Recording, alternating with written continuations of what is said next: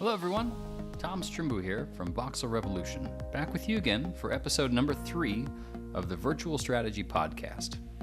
And today I'm talking about how XR is opening up new capabilities in industrial enterprise. Now this is a 15-minute presentation that I delivered yesterday, March 14th in 2019, at the National Construction Summit in Dublin. So thanks for listening, here we go. Guys, my name is Thom Strimbu. I'm a virtual technology consultant, and the punctuation there actually matters. So it's not that I'm a virtual technology consultant, I'm a virtual technology consultant. So I help medium and large enterprises understand augmented and virtual reality and then implement it. So today what I'm here to talk about is kind of open up the subject a little bit and talk about the new capabilities in industrial enterprise through XR. Now, XR is kind of a catch-all phrase for augmented reality, virtual reality, mixed reality, so that we don't have to say all of those every time we refer to it. We just kind of lump them together as XR. So that's what we're here for.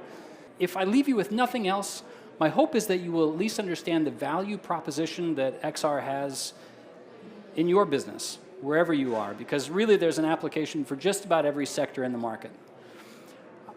Today I make a promise to you that I'm only going to demonstrate current technology. A lot of the times when we talk about XR, the discussion tends to be about technology that's 2 years off, 5 years off, 10 years off. And at that point, really, what's the value? So what you'll see in here today is something that you could walk away today, find, and implement. And then finally, since this is just about 15 minutes, it's going to be pretty high level, pretty fast, but at the end of it, I hope to pique your curiosity so that you continue the discussion later. When people think about augmented reality, they think about things like this, and you might have seen or tried any one of these. Things like the Daiquiri headset or the Microsoft HoloLens. These things are called smart glasses, and these are augmented reality. But this graph on the left represents all of the hardware that's in the market that's equipped with augmented reality. So you may not be able to see, but there's a smidge of color at the top. Everything that's dark blue here, that's mobile technology. That's either smartphones or tablets. That little tiny sketch of color up there, those are the other pieces of hardware, things like smart glasses or virtual reality headsets. So if we get rid of the mobile phones and the tablets, this is kind of what we have left.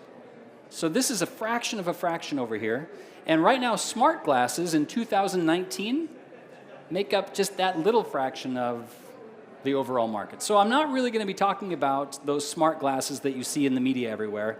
I'm going to be talking about mobile phones, mobile devices. So in terms of that, XR tech is something that is experiential. And so it can be really hard for me to stand up here and talk about it in a way that's meaningful to you unless you've got XR on your phone or maybe I handed out headsets. So in an effort to try and bring that to you in a meaningful way, I'm going to be showing you video demonstrations throughout the presentation today that kind of show you what I'm talking about. If you look at all of the use cases of XR in the market today, what you'll find is they tend to be clustered into 3 predominant areas. Now, I'm not talking about market sectors, I'm just talking about use cases. So the first use case is that it improves your ability to visualize data by putting data in context. Context is really critical here with augmented reality. The second part is that it can improve our efficiency at guiding or instructing by closing the recall gap. And here what I mean in terms of recall gap is the amount of time from when you hear something, maybe reading the instructions, to the time when you have to do it. Statistically speaking, even if that's 30 seconds from the time that I read the IKEA instructions to when I have to actually put the bed together over here, statistically there's a loss of information in that short period of time that augmented reality can help us make up by having it right in front of us while we are performing a task. Finally, it increases our control. This is this interact element here. It increases our control of our environment by allowing remote control to our connected devices. So on that first step about visualization, So with visualization, it allows us to see products and processes and information in context. This requires data from the environment. So with augmented reality, we're going to get data, relevant contextual data from two places. Number one, there are scanners that are on your phone. Let's say if you're holding up your phone, these days you've got two cameras that are looking out. Those two cameras are providing depth information, they're providing spatial awareness, and then also, as we have environments that have more smart connected devices, things like IoT devices or, all over any edge device that's able to feed content back, augmented reality can put data right on top of your equipment or right on top of the things that are around you. That's what I refer to here when I say it can reveal hidden features or functionality. Let's say I wanted to know how many studs were in the walls around me. Well, that's available. Throw on a headset or hold up my phone and I can look through the walls, kind of hidden information. The very first example I want to provide for you is a retail experience. So this is just a screen grab. I just went to any website that sells faucets, clicked on it, and this was kind of the experience I had. I'm not making this up or exaggerating it. The hope here is that I can see the data, in this case, the picture of the faucet, with as much context as is possible. On the website, it was huge, and I had no way to imagine what that would look like in my own kitchen. Now compare that to this is a mobile shopping site, and while this is nifty or maybe looks better, we're not talking about augmented reality yet.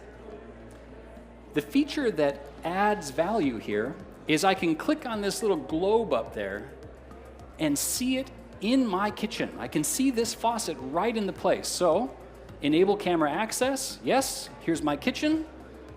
The sensor, as I mentioned earlier, the sensor says, oh, hey, that looks like a surface right there. So I know what I can do with that. I can put the faucet right on that surface. How much better of an experience is this now that it's contextually driven? Moreover, I can see the functionality of the product. This doesn't need to be retail. This can be pre-manufactured construction. This can be, again, reach across any sector and you can find an application for this.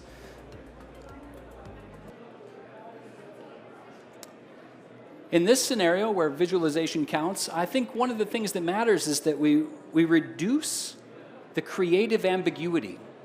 Right? So you see things like this all the time, depending on your job. You may see things like this all the time, and this makes loads of sense to you. You can understand what this means, but depending on who you're presenting it to, they lack the ability, they lack the creative ability to see it in 3D like you do natively.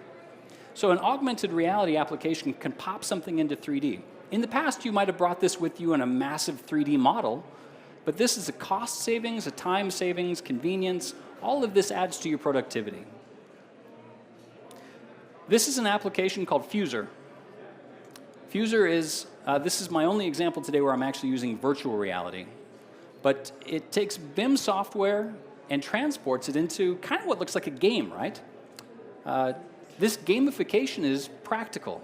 It gets the user, the end user, or whoever needs to be visualizing this right inside your model.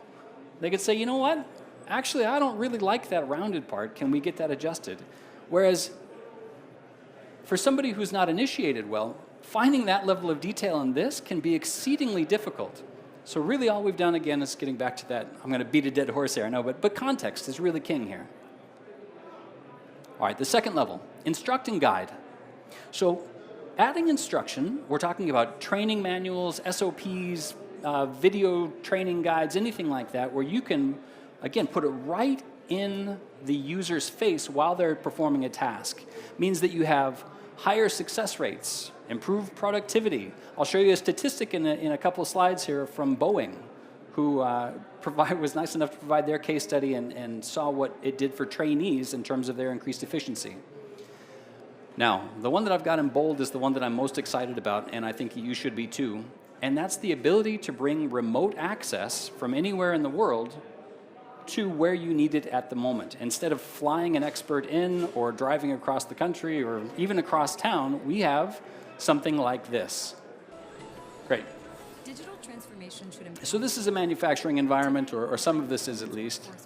But what you're going to see here is the combination of field user and subject matter expert or foreman. Means of sharing expertise are inefficient and time-consuming. I wonder if you could turn that volume up a bit. We created a new way to tackle these business requirements. This is Vuforia Chalk, an easy-to-use, powerful support tool that allows your. All right, we've got a remote expert who is now able to see live video in location and is able to interact with the front-end user. Employees can share a live view of their workspace with an expert. Hey, I've never seen this control panel before. Can you tell me how to turn on, turn off, turn whatever for safety or for operations? Okay, got it. Both people can draw on the world and work together as if they are together.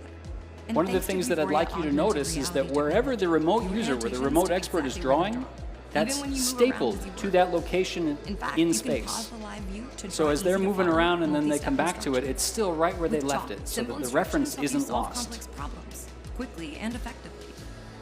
Chalk. As I mentioned earlier, the use case from Boeing, they had a process that was 50 steps and took 30 parts. In a training environment, what they wanted to find out was how much did AR help us?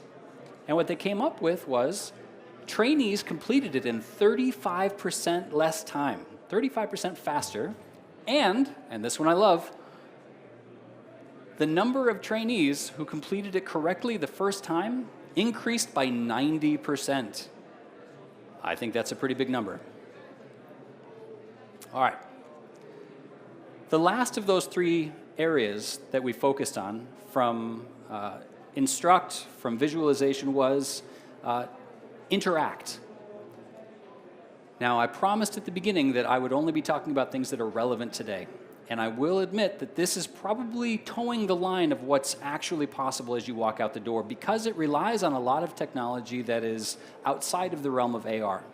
Namely, AI, edge computing, digital twins. These things need to be in place before you can just throw on a headset or pop up your phone and control equipment remotely.